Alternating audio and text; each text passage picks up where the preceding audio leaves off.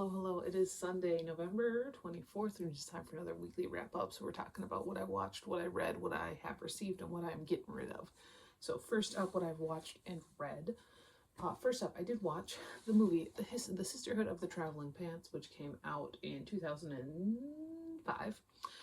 This is a movie adaptation of a book that I did read when I was in like middle school. It was, a little bit past its prime at that point, because I was born in 1997, so middle school would have been like 2010-ish. But it was still, fairly big. And so I vaguely kind of remembered what this was about. I didn't remember any real details. It did make me cry. That happened. But this is about these four girls who have been very good friends forever. And they are going to be having this one summer where they're all going to be in separate places. One of them's going to Greece. One of them is going to Mexico to like a soccer camp. One of them is going to go visit her estranged father in North Carolina, or one of the Carolinas, doesn't really matter. One of them staying behind. But before they go, they find this pair of pants that, despite the fact that they're all very different sizes and shapes, they fit all of them perfectly. And then it's just all about all their summers. Mike Vogel was really in everything at this point in time period, huh? Like, he was everywhere. Every time I watch a movie from the early 2000s, I'm like, oh my gosh, Mike Vogel's there again. So that was fun. But no, like I said, it did make me cry. It's a good movie. It does have some like questionable things that never really get addressed. Like just some, it's mostly her stuff. It's mostly Blake Lively stuff is the questionable stuff. And I do think, I mean, she did give off very, like, as I was watching this, it was getting near the end, it's like, oh, she's bipolar. And that never gets stated, but if you are familiar at all with with bipolar disorder, you're like, oh shit, no, she is definitely bipolar. But no, it was a good movie. Like I said, it made me cry. It was definitely a product of its time, just especially with like a lot of like the actors and actresses. It did feel very mid-2000s, which was very fun to watch. So there's that. Then I did read a New Yorker. I have been working at, like, I read like a regular book and I read New Yorker, and I go back and forth, so I'm trying to like catch up with them because like I have like a backlog. So I did read the October 14th New Yorker, which was honestly kind of meh for me. There was not really any standouts here. I guess I liked the John Lewis thing in here. That was interesting. It was like a critique about a book about him. Sleep Essential for Health. The shouts and murmurs are always funny. So that was nice. But overall, there was nothing in here that I really felt a lot while reading this one. So I gave it 2 out of 5 stars. It is, of course, beautifully written. Everything in here is very nicely written, but there was nothing in here that I really cared all that much about. All right, then I read a book with one of my groups of 5th graders, and that is The Empty City by Erin Hunter. This is the first book in the Survivors series. It follows this pack of dogs after what honestly I think is like a nuclear war or something, honestly, based on how everything is described. But you never know because they're dogs. They don't know what nuclear war is. This pack of dogs, this one dog and a bunch of house dogs who got left behind by their families as they're trying to like figure out what's going on and make their way through life. This was really boring. And I remember when I was like, I loved the Warrior Cat books as a kid. I really loved them. And as I was reading this, I was thinking of the time that my mom tried to read the Warrior Cat books because I loved them so much. And she couldn't do it because they were just so boring. And I was like, no, they're really good. And now I'm wondering if she was right. Like, I know the Erin Hunter team has gotten lots of new authors since the original Warrior Cat series. But genuinely, this was really bad. Out of the group, one kid really liked them, and he wanted me to get the next book in the series for the library. So I was like, all right, so I did. But the other two were just bored out of their minds, and so was I. I gave it 1 out of 5 stars. Honestly, one of the worst books I've ever read, and now I'm really questioning my whole Warrior Cat thing that I had when I was a kid. I'm like, was that just because I liked the names? Did I just like the naming system? Is that genuinely the only thing I liked about that series? And also, I guess I have always been more of a cat person. Maybe it was something to do with that too. But no, this was really boring. I would not recommend Survivors.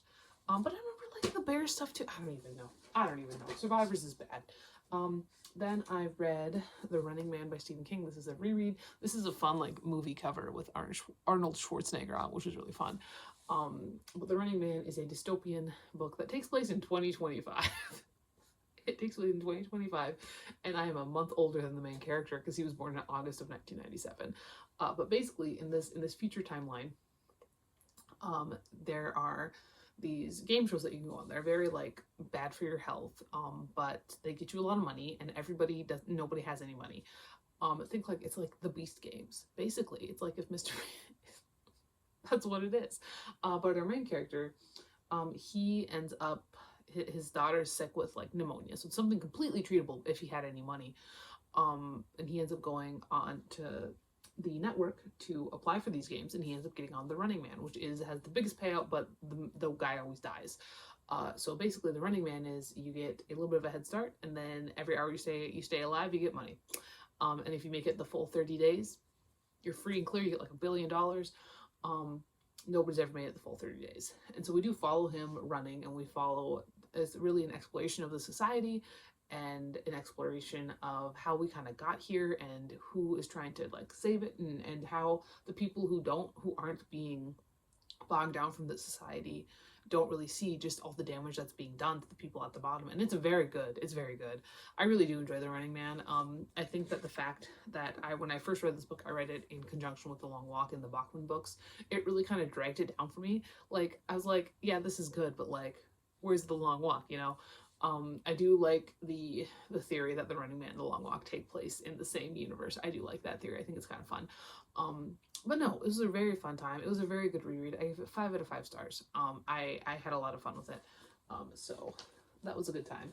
And then I read another New Yorker, and this one was really good. This one had a lot of really good articles in it. And that is the October 21st one.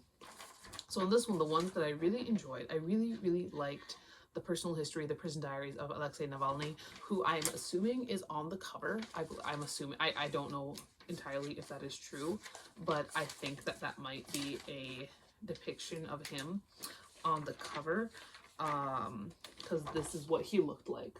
But that is basically the prison diaries of this one Russian dissident who he went back to Russia, even though he knew he was going to get arrested. And it's about his prison diaries, and they're all like coming up to the president. So he's like, and I don't know a lot about that.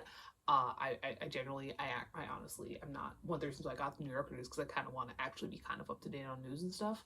And at the end of it, they're like, oh yeah, he died in prison in February, and I was like, what? Like what? His diary is honestly. Nobody is writing like the fucking Russians, and nobody has ever written like the fucking, like, you go back like Dostoevsky and Tolstoy, and the Russians honestly, like, they've got it. Like, I have like I feel like I've gotten like Stockholm syndrome into loving French literature, but the Russians, man, like, just, and this was like a prison diary. Like, this isn't like no, fantastic. Honestly, the best thing in here. I did also I don't know if enjoy is the correct word, but reading this October 21st one in the week of November, whatever the hell it was, before November 24th, that one, The Ascent, which is all about Kamala Harris, and it made me a little sad.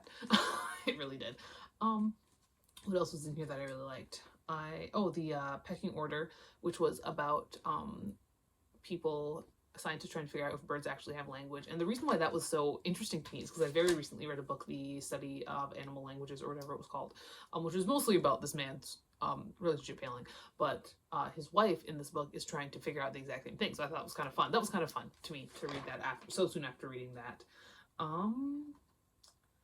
My Camp was pretty fun. It says some interesting things about Palestine. It's the fiction story in this one. It's about a writer who's looking for a place to buy, and he ends up siphoning money away from these Zionists who just like assume that he's giving the money to Israel, but he's not. He's just using it to buy himself a dilapidated summer camp, which I thought was kind of hilarious. But no, the October 21st issue was very, very good. Like I said, the one about Alexei Navalny was so good and so sad. So that was that one. 5 out of 5 stars on this one. Then I read a little book. I bought it from a coworker. I read it when my kids were taking a grammar test. That is The Invention of Lefse by Larry Wawedy. So Larry Wawedy was my creative writing teacher in college. He was the poet laureate of North Dakota for a while. He worked with the New Yorker actually quite a bit. And he was a very like acclaimed author. He's the kind of author that Stephen King mentions as like kind of pretentious in his intros. He's like, Larry Wawedy would hate this, and I'd be like, you're right. I've talked to Larry Wawedy. He would hate this. He does. And I did. I mean, I played D&D with his daughter, and I worked with her at a library. And recently, I was at a author fair. I was selling books. It was a great time. I made like, I want to say like 150, about $170 total, which was great, honestly. And Why Would He died recently, within the past couple of years. But his daughter was there because she's also an author, but she was selling some of his books as well. And one of my coworkers came and she bought The Invention of Lefse for one of my other coworkers who is very Norwegian, and very religious and all that sort of stuff. And I was, I was in the coworker who received The Invention of Lefse for lunch one day during our lunch. And she was like, yeah, it'll take you 15 minutes. Why don't you read this first? I was like, all right. Because I knew my kids had a grammar test that day. So I made my book and then I read it. So basically, long story short, that book is about this sad Norwegian family who have no food. And so they take the bare minimum of food that they have and they create lefse, and it's beautiful. It's not really my kind of thing, but it is, I mean, it's beautifully written. Like, honestly, like, maybe it's weird that I never read any of his fiction. The only Why Would He I read is some of his essays, but I've never read any of his fiction for some reason. But he's just like, yeah, he knew what he was talking about. Like that was my main thing reading this. Like, yeah, this man knew what he was talking about. But no, very good. I forget what I gave it. 4 stars maybe. I don't remember, but I did read it. Then I watched another movie. I watched it last night. I watched when did this come out? I watched Drag Me to Hell, which came out in 2009. So this is my first time watching this movie. I'm not honestly sure how I feel about it. So Drag Me to Hell follows this young woman who is constantly just like, she is like the universe's chew toy, basically. But she is up for this big promotion at the bank she works at. And there is some very overt like misogyny that her like boss and her coworkers are like putting on her and stuff like that, which is gross to watch.